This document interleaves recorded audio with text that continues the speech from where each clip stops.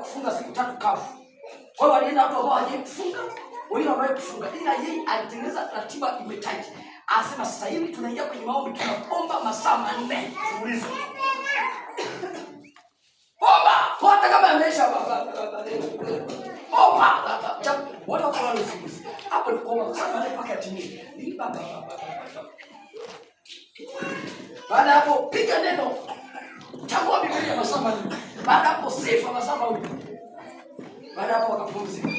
Kesho yake jamaa mmoja akaja akasema baba, yaani naona nakufa kabisa, naomba uniruhusu nikae bila hivyo nakufa. Yaani nakufa. Sijawahi kuona mfungo mwingine kama huu, nakufa. Naomba yaani usiponiruhusu saa moja hivi nikaa. Nakufa. Anasema haufi.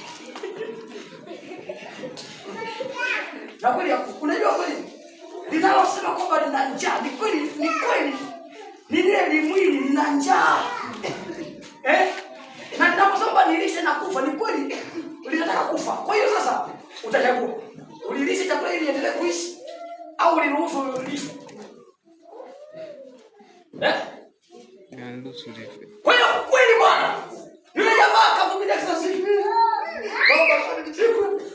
Nimalize mwendo salama. Yes! Nitiemu. Maana ndio wimbo aliokuwa anaimba. Kweli bwana, baada ya saa moja akakuta ile njaa imetoweka. Maana nini? Limekufa. Hilo jitu ambalo linasema kwamba lina njaa, ndio unajikuta wewe unasema lina njaa, hilo jitu la ndani, jitu la mwilini, lenye tamaa ya uzinzi, lenye tamaa ya wivu, lenye tamaa ya uasherati, livivu la kuomba usiku linakwambia kama limechoka, hilo jitu ndio linatakiwa lifu. Sasa linakataa, linagoma kufa, ndio bali nakufa wewe, nakufa nilishe maji. Ndio maana tunafika saa 6 nakwambia saa 7 utafikiri mmea ambao umepigwa na jua, unakuta maji ambayo yanajumbe hapo. Yaani natamani sasa Mungu wewe unajua. Kwa nini naweza kufika jua lenye kaza Mungu na jua.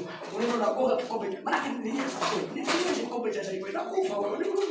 Nakufa. Na wewe kweli ulivyo unaomba unafikiri unaenda kuchukua nguvu. Nafasi sasa unaweza kuomba.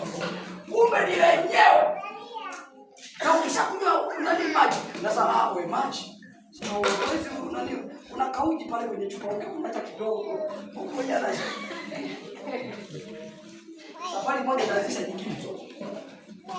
Mwisho sasa basi Mungu nimefuta leo. Kesho tutajiandaa vizuri.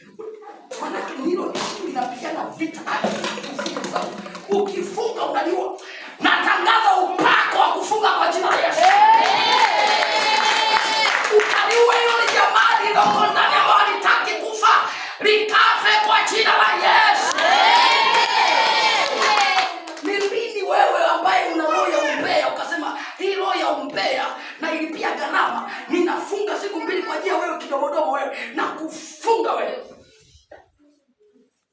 Maana umejaribu kuacha kawaida ya shirikana. Sasa leo nakufungia. Unapenda kuropoka wewe. Domo lako limekaa vibaya wewe, shetani wewe. Wewe shetani wewe, choo ya shimo wewe. Kwa jina la Yesu unafunga.